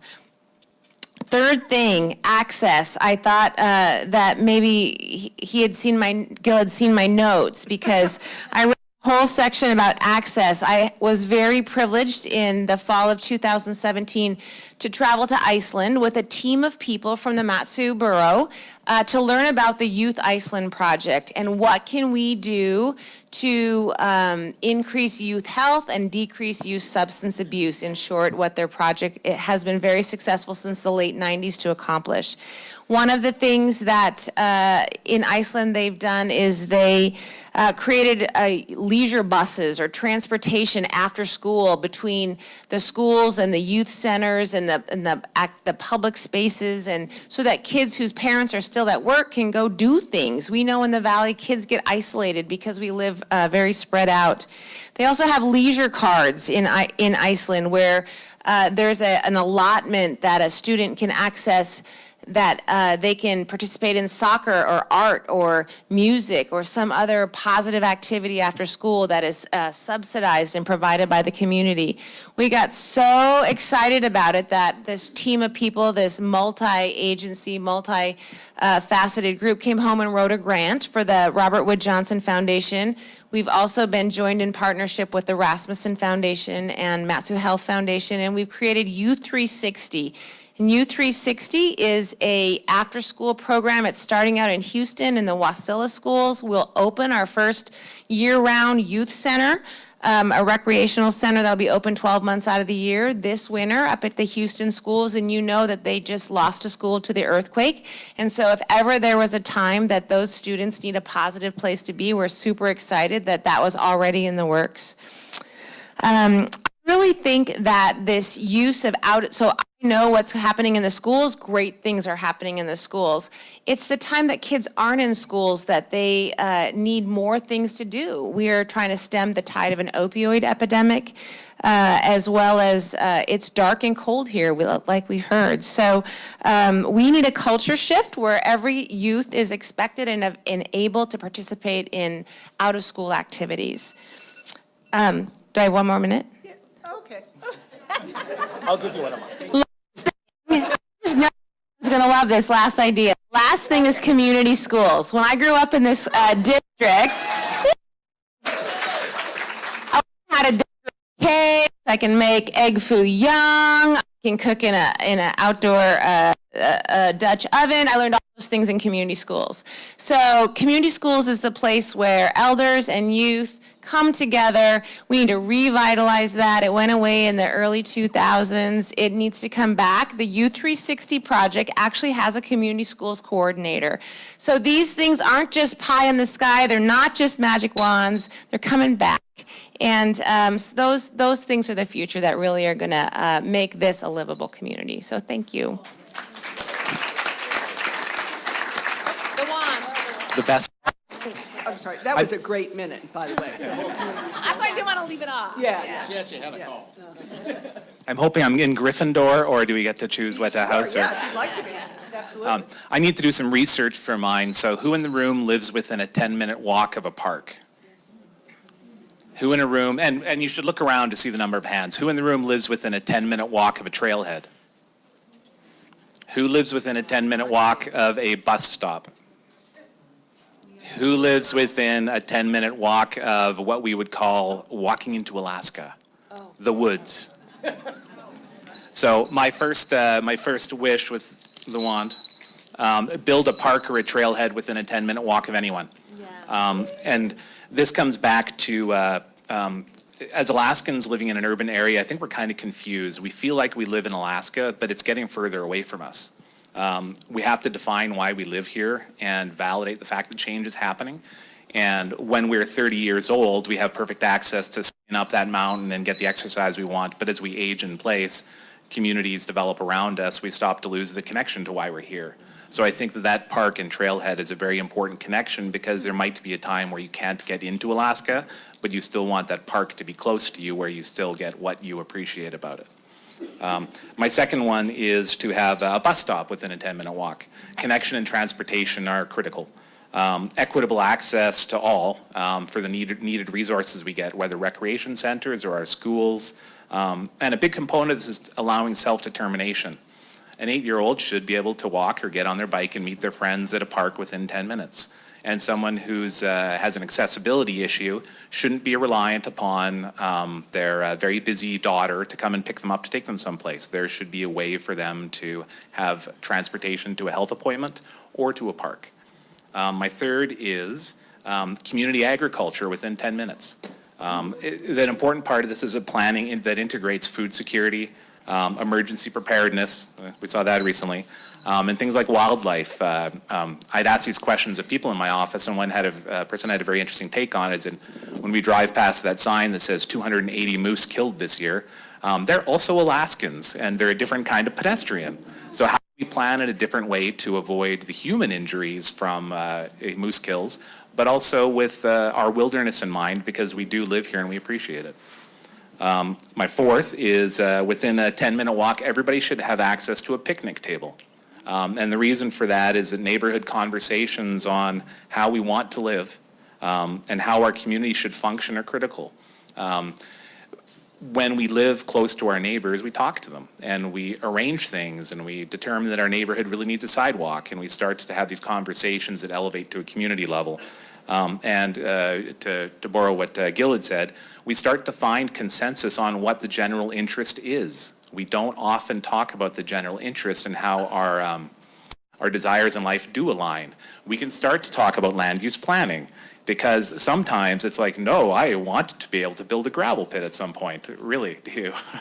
And then my number 5, lastly, is I think that we need to hire a really good publicist for our parks, because they can't speak for themselves. And in conversations like this, with all the things that people to say, I think we need to find to celebrate our success and to show that it actually might be a new normal. And it's just that the people that aren't participating don't realize it yet. That we work toward all of these items with livability, wanting them to be a conversation that we reminisce about. But there's so many successes we have. I just don't think people know about them enough to say, that's a great idea, let's do it again. And then I'm going to add a very quick 6 was keep communicating. In a couple of weeks, I first saw Gail a couple of years ago at a Winter Cities Conference in Edmonton. In a couple of weeks, there's a Winter Cities Conference in Saskatoon, where people in our climates have conversations like this. Hold a Winter Cities Conference here and talk to people.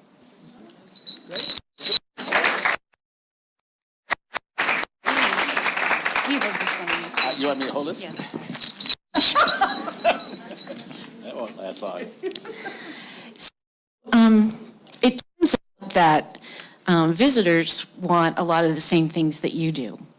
And a few years ago, a company, Longwoods International, conducted some research for Destinations International on visitors, and they discovered a huge economic impact finding. And it's called the halo effect. And it's described, if you are a place people want to visit, you're a place where people want to live. If you're a place where people want to live, you're a place where people need to work. And if you're a place where people need to work, you're a place where business needs to be. And if you're a place that business needs to be, you're a place that people want to visit. So a lot of destinations and communities are picking up on this. So the visitor industry or destination marketing is not just economic impact, but it's much more beyond that. So my 5, I was thinking in the sense of the visitor, and the first one is quality accommodations. And I'm talking about full service and some that have meeting space. But a couple years, 2 years ago, our organization went through a national Destination Next exercise, which we, all of our stakeholders were surveyed. And the lowest score of anything was our accommodations. I know we have some great bed and breakfasts, we have some wonderful wilderness lodges, but when it comes to hotels or things that are consistent or quality that people, some people don't come here because they can't find the quality accommodation. It's an opportunity. And with the facilitator of that workshop, he'd never seen stakeholders rate their accommodation as that low before. Public transportation. Visitors to Alaska find it challenging to plan, and if we had more scheduled public transportation, they would move around more. So many of them purchase package tours because they don't feel confident in renting a car or doing it on their own. But give me that wand. Okay. Trains. Okay. And, yes, and scheduled. And we talk about a commuter train.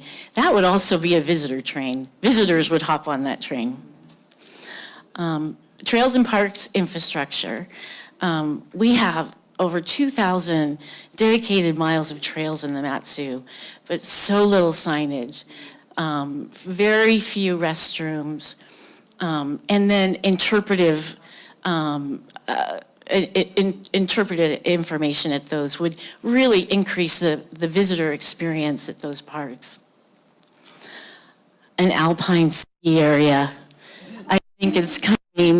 It's really increase our winter tourism. So I'll just share something personal, but I just recently turned 60, but I grew up downhill skiing, and I haven't skied in 25 years. And I've been waiting for this ski area for a long time. And I'm going to be the first in line to buy a pass. But that's where there'll be a lot of visitors that would enjoy that experience too. And it will take their stay and they'll spend more money. Yep. My last item, for those of you who know me and know what we've been working on for 10 years, is to complete the Gateway Visitor Center. This is a world-class facility. It's shovel-ready. We're just getting ready now with our marketing tools to look for some federal grants. This facility would host events. It would have weekly programming. This would bring your residents out. This is where you would take all your friends and relatives and impress them. But I just thought of one example today when I thought about the Gateway Visitor Center and this group here. Say, for example, you just moved to Anchorage 6 months ago, and you just started a job, and you're probably renting a house, but you're getting your bearings for a couple months, but the people you're working with, maybe around the water cooler at lunch, said, oh, I went to Hatcher Pass last week. I stopped in Palmer and ate, and I went up to Hatcher Pass. If there was a Gateway Visitor Center, say that person then decided, you know what, I'm going to get out of town. I'm going to go check out this Hatcher Pass. They've never driven here. They don't know what to expect at all. But if they stopped at that visitor center before they continued on, they would have an even higher impression, a better impression of this area. And when they were thinking about buying a home later on, they might be considering now to move out to the Mat-Su Valley. There you go. Excellent. And we'll conclude with Mayor Vern Halter. Thank you. First of all, Gil, I was really moved tonight. That was a wonderful presentation, and it means a lot to me, so thank you very much. And, my first wave is kind of personal. I want to eliminate all earthquakes, and I want it done now. I'm talking about aftershocks. I think John Lucy will agree. We're sick of them. So earthquakes are gone. My second wave of the wand, probably personal too. All cave dwellers do not come to assembly meetings anymore, please. And now, I guess my first real wave of the wand is something Mayor Cottle brought up at the assembly meeting the other night was, we celebrate the first birthday at the New Year's. It's in the papers and things like that. We also had our first death in KGB Highway, very near to the first day of the year. And so I'd ask Governor Dunleavy and everybody, let's fix all phases of KGB and let's get on with it right away. And this is a very serious thing, so I know it's kind of depressing, but that's where we should go. There's been kind of a slowness in that process, and let's move on. Same thing with Glen Highway, same thing with the Parks Highway going west. Let's just get them done. So now, the Mat-Su Borough is big. That's one thing. We're very diverse. But I'm very proud of the fact what the Mat-Su Borough has done with partnerships with Great Land Trust and Mat-Su Health Foundation. We have parks and trails all over the borough. And it's a lot of work, and we stick with it. So, we've got the Butte, the 40 acres that went up several years ago, and now that great, 206 acres over by the golf course down in KGB that's coming online. And those things make us better.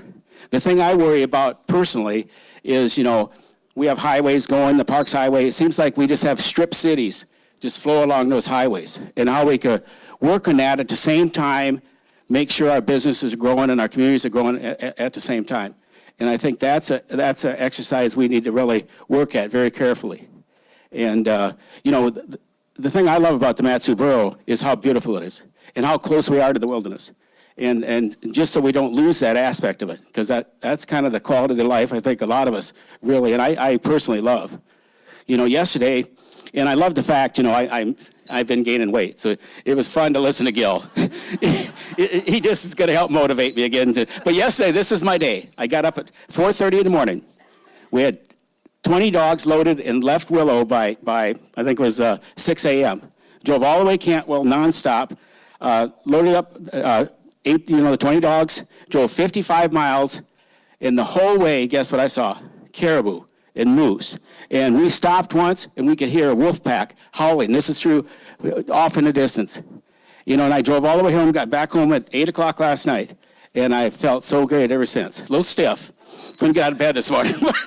But, and I want, is Edna DeVries here? There she is. Now, I've driven dog teams in Palmer 4 or 5 times.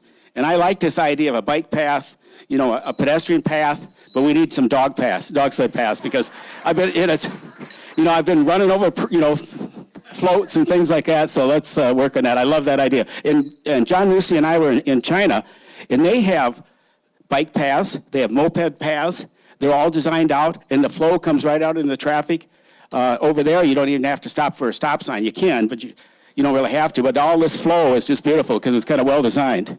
And so, I don't know, I guess this is another thing I think that, we do have a crime wave. And this is another one of these serious things that is not that much fun to think about or talk about. But I do think we need to get our trooper levels back up and get them up very quickly. And because, the presence of police, obviously, Wasilla has a big police department, Palmer has a big police department, it's working great. Don't get me wrong, but the rest of the Mat-Su Borough is very vulnerable. In 2005, we had 50 troopers. Guess how many we have now? 34 or 35. So 75,000 population, 2005, 105,000 population now. And Gil's right, we're growing really rapidly. So we just need to get that prevention back online. And so the borough can work with the state. Maybe we can figure out our properties and help them build trooper buildings and things like that. So it'll be a partnership. And so that's another serious one. I guess I've always loved the Mat-Su Borough. And it's a great place to be. I came up here in 1977, had one stop sign coming into Wasilla, where the Herning building was. And so I've watched the growth for many, many years. And it's great to have growth. It's good for life and it's good for business. But this idea of having our communities, our schools designed so that we are thinking about parks and things like that. Looking at those slides of the parks that Gil was showing, kind of the neutral, just tar and a nice basketball court, then seeing the color and the things like that, the growth of the plants and the trees. I think we could do that easily here. And we just need to work on that. We just need to plan it, and we need to do it. So thank you for having me, and Gil, you're just a wonderful person. Thank you for coming.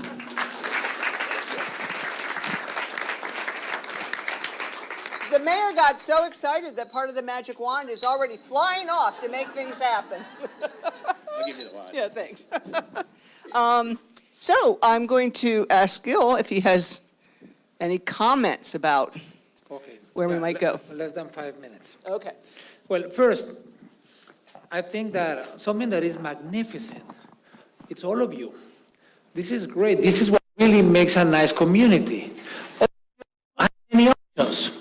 You could be home sleeping, or reading a book, or having a glass of wine, or having dinner with...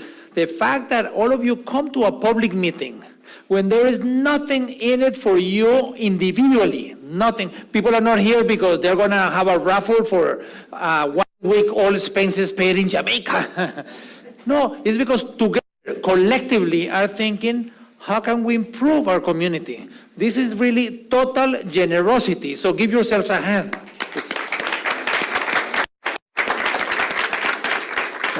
This doesn't happen in many communities in the middle of the winter, at night, and all of you show up, so that is great.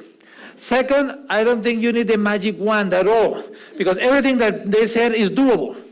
It's doable. So the thing is, I move from talking to doing, and actually to get it done short. I love the idea of the children, the 0 to 5, the daycare. 0 to 5 is so important. We've known for years that it's the most important years in life, but we don't do much for them. In many cities, I'll tell you about not the name of the city, but I went to a city and the mayor had the people take me to 16 parks. And then I had a meeting with the mayor and his senior staff, and he said, what do you think? And I showed him some photos of dog parks. Fantastic. The right fence, they had benches, they had bags, and they had shade, and games for the dogs. I said, you really know what makes dogs happy? And then I said, I went to those 16 parks, and I did not see one single element for children 0 to 5. So it seems like you know more what makes dogs happy than what makes children 0 to 5 happy. And we do not. Tomorrow you go take a we're doing, and we think that is going to be a 3-year-old. Every single park for 0 to 5 should have a nice cozy area for parents and grandparents, so that they will go and sit and socialize and have coffee. And so 0 to 5 must be a top priority, not but actually of doing. Also, the people, nothing as important. I didn't see many people talking about walking. Walking is so funny because, not funny, it's actually it's very concerning, because somehow it seems open. I go, there's 2, 3, 5 cycling groups. There's no pedestrian group. Even people bike, but 100% of the people walk. And we really need to improve the walkability. We really need to plow those sidewalks, improve the intersections, make the crosswalk safe, and really make it nice and enjoyable to walk. You talk about land use. Or more talked about mobility. Mobility and land use is two sides of the same coin. If we don't have a living density, mobility is not going to work. So mobility and land use are two sides of the same coin, and we really need to work on it. Public transit is absolutely necessary. So people say, oh, I don't see too many people using it. So or two, because not many people are using it. So what comes, the chicken or the egg? No, it is very clear what's the chicken or the egg. If people are using it, then we have few bad transit. If we have transit, then people don't use it. No, we got to cut back 22 and have good frequency. We need citywide connectivity and frequency. Otherwise, people are not going to use it. And keep in mind, people are spending 20 to 25% of the income on mobility when they have a car. We should be able to downsize from 2 to 1. And all of the money, like if you want the, and on top of that, the environment is for health, it's good for everything. The schools, I love the idea that the schools gotta be hubs. What a fantastic from the school, everything that is public. In so many communities, the education and the municipalities are facilities. The small community in Minnesota, and I went to an arenas and they were empty, and there were 3 schools within 1 mile. I said, how can you be empty? And the general manager of the arena said, oh, because the board of education is stolen. I said, what do you mean stolen? When you do an agreement. They said, oh, I have an agreement. If they want to use their arena, they got to pay us $400 an hour. I said, what? I bet you use the because an hour. So they agreement so that no one uses each other's facilities. No, everything that is public, the libraries, the parks, the schools, the arena, the community centers, everything, they need to work totally in sync. It's the same taxpayer for all of it. So that is something that is very important. I like the idea, even from the real person talking, that the developers don't have the same objectives as the governments. And that's a reality. The developers are private sector, they want to make money. So that's fine, but the public sector wants to the well-being of the citizens. So this cannot be like the law of the jungle that whatever and not cares, because we need to be very aware that some people want their particular interest and some people want the general interest. Some people want the well-being of everybody. So it's very important to understand each other and then move forward with that. And the last couple of comments is, one mentioned you got 2,000 miles of trails. That is fantastic. But into the city, we need to be able to walk or bike to the trails. They should not be drive to trails. So being in the is that is very important, and also the fact that you have the parks and the trails. Those parks and trails, we got to work on the benefits.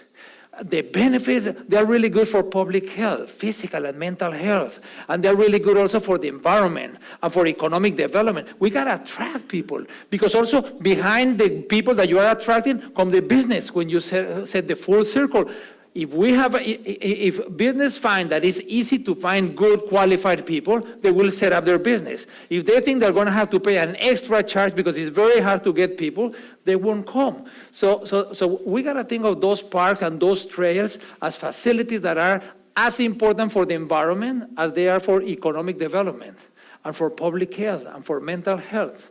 And finally, there's not going to be a Martian coming down to fix any of the communities in the Mat-Su Borough. It's up to all of you working together, developing a broad alliance. But very important is about moving from talking to doing. 20 years ago, we were not even talking about most of these issues. Now everybody's talking about it. But the big difference is that some are just talking about it, all communities are doing. So the big challenge is moving from talking to doing and creating a great, of course, a good community. And maybe that is your big barrier, is that you are good. Because sometimes when people are very reluctant to change, so sometimes it's easier to move from bad to great than from good to great. But nevertheless, you are smarter than that, and you are going to move from good to great. Thank you very much. Yes. Do we have time for a couple questions? Pardon me? Oh, no. Yes, would you like to, is there a mic there? We have mics. Now, please use the microphones because we're also streaming and recording, so if your comments come out, let's get on the microphones. So there's a lady back there in the lavender. You want to stand up? And Sorry. I'm from Wasilla, and this has been a really good presentation. And I think we have a really good idea, and I'm looking forward to the future. However, as many of us have split lives, we live in the valley and work in town.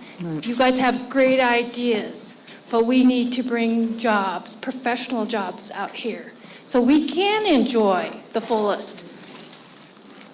okay, there we go. Thanks. So, Helga?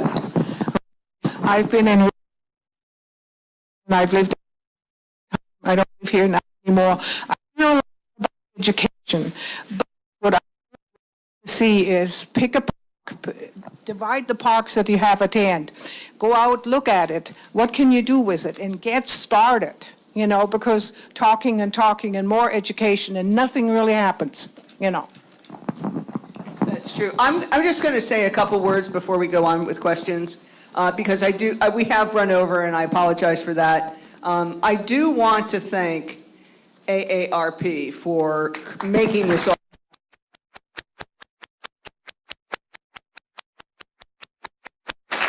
And I'm not really aligned with them, except that I'm one of their 9,000 members in the Mat-Su Valley, because I'm past 60 a while ago, too. But I also want to thank specifically Terry Snyder, who is the state president of AR,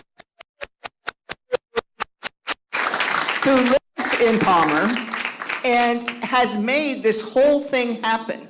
As exciting as it is to hear Gil, he has been to the planning conference, he's been to the Muni, he's worked with stakeholders, he did a public presentation in Anchorage last night, and all this good information came from the energy of one person. So I, really want to thank you for making this happen.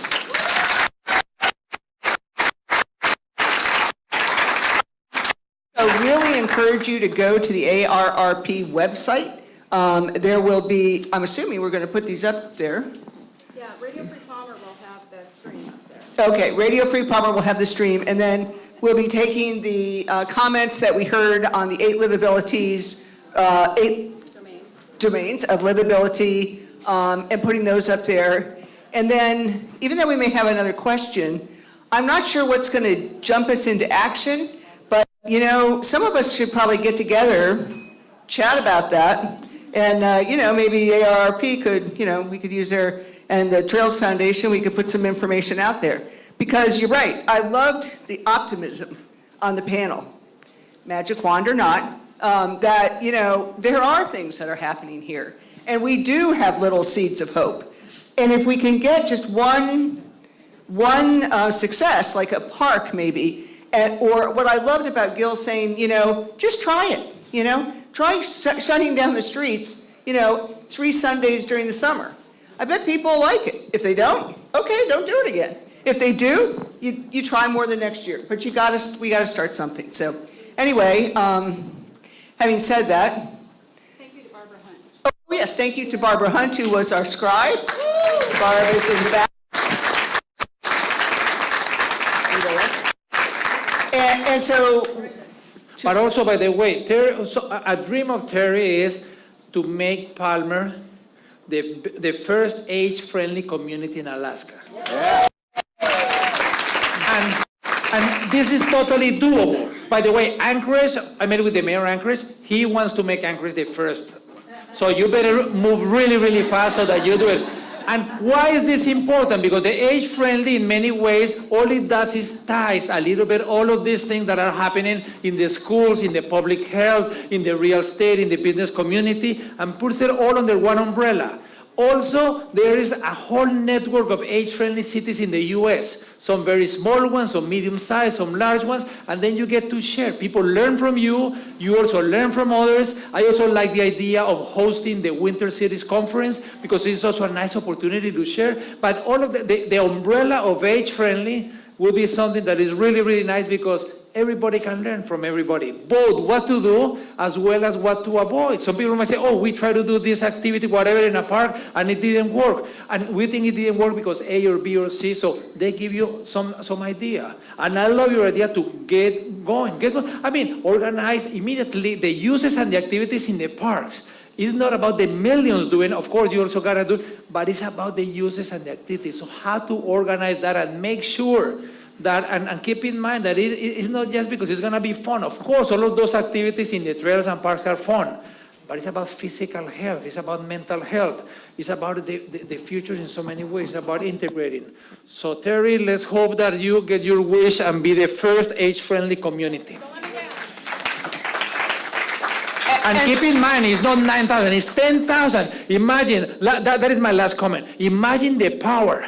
You have 10,000 members of ARP in Mat-Su. You have 80,000 in Alaska. Imagine the capacity of lobby that those 10,000 have if all of a sudden you agree, and that's part of the also things that you can do with the age-friendly. You said, okay, we're going to make all intersections safe.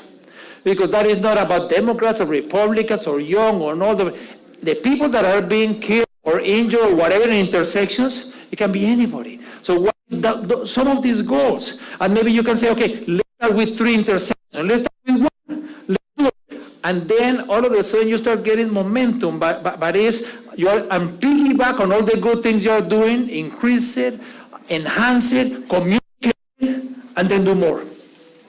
Okay, here's another question. Yes, thank you very much for your passion. I know we've got a pro-parks crowd here. This community years ago basically funded the animal control program over parks. We've come a long way with a lot of partnerships. Gil, you can help us here. At budget time, it's very difficult to quantify the value of parks.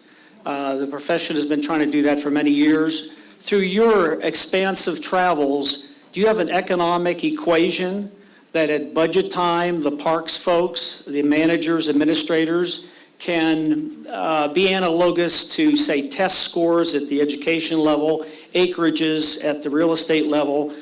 Have you come across a viable equation that can positively impact a decision maker? In our case, it would be an elected assembly member.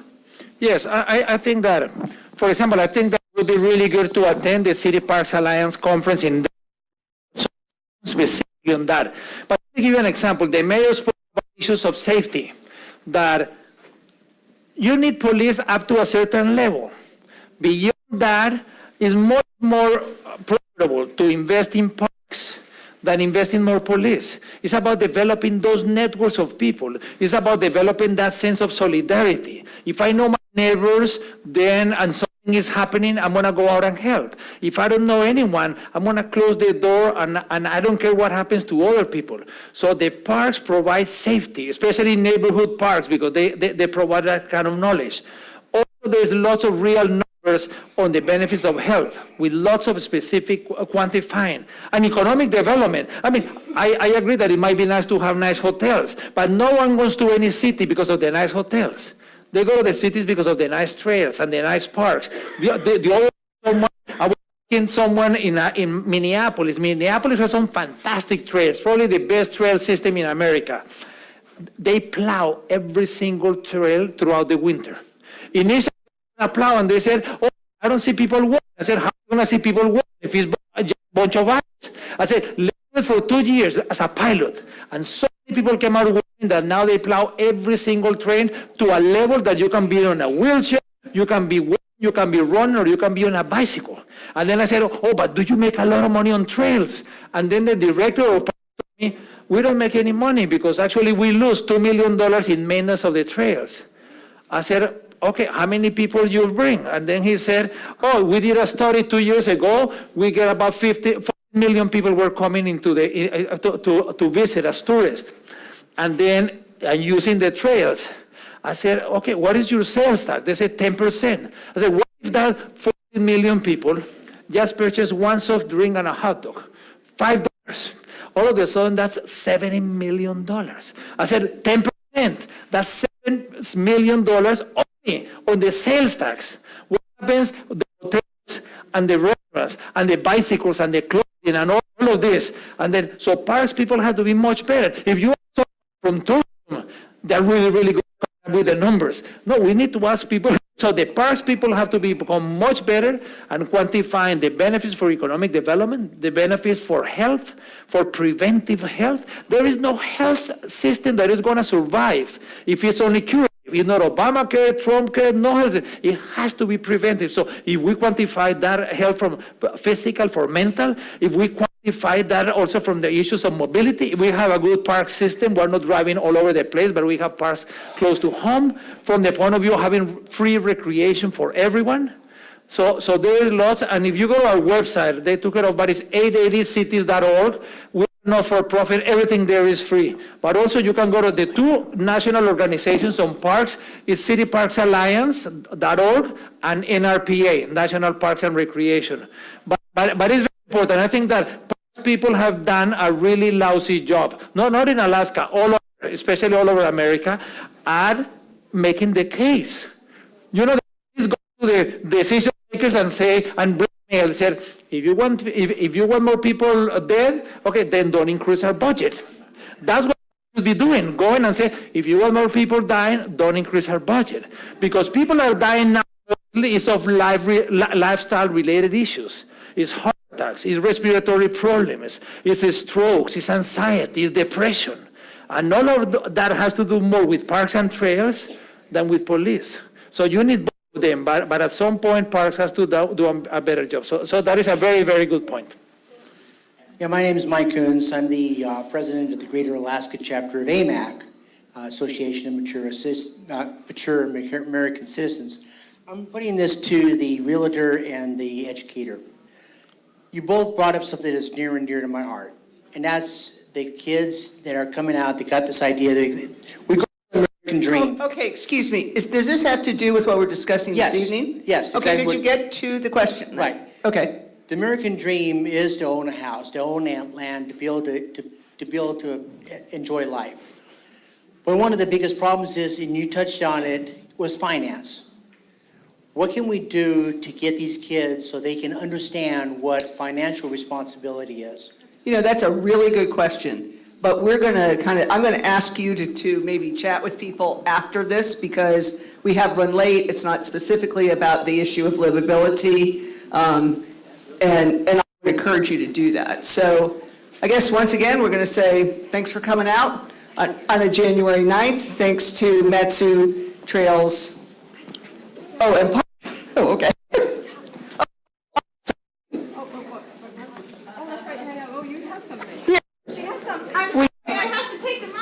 Okay, so this is Kim Solian, who's with the Parks, Recs, and Trails Foundation. Thank you, Sarah. Okay, quick because it's getting late, but it was awesome to see all of you here tonight. Thank you so much for coming out. Thank you to Gil. He has had a tireless 5 days. Like, I talk fast. You beat me. But I loved it. You gave us so much great information and so much excitement. Thank you to our panelists. Thank you for sharing your hearts. I gave them no real direction. Just said, come and share your 5 things. I'm sure that was terrifying. They did a great job. The one takeaway that I want to share before I give out some prizes, for those of you who stayed, my main takeaway from one of Gil's slides is about the cave people. And I just want to say, let's be than the cave people. We certainly are in numbers. We could make a difference. Let's show up at the assembly meetings. Let's show up at the city council meetings and really say, staff of the local governments, we got you. We'll cover you. Let's develop some legislation, some laws, some zoning that says businesses go here, schools go here, parks and trails go here. Like, it's time for us to have that vision for what we want our community to be. And unless we say it and again, provide the cover for our elected officials and the workers for the local governments, they can't do it. So we have to be louder than the cave people. Okay, that's it.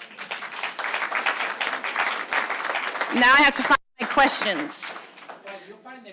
This is even because you're going to grow by 50% over the next 20, 25 years. If you don't have kind of planning, you're going to create a monster that's going to be very hard to fix afterwards. So you need to decide what type of schools, where they're going to be located, what kind of transit, where's going to be the shopping, whatever. It's absolutely critical. You don't have too much time to think about this. You blink and there are more houses and more houses. You need to plan and decide and act. Absolutely. And That's where millions of people are going to live over the next hundreds of years. 50%, you're doing the community for the next couple of centuries. So it's not only an opportunity, it's a huge responsibility that you have. And really, that's what government's for, to help us in these ways. So let's be their friends and decide what we want to be. Okay, back to my questions. I have 4 prizes. I need raise your hand if you know the most popular trail in the valley. First hand, most popular trail in the valley. Frankie?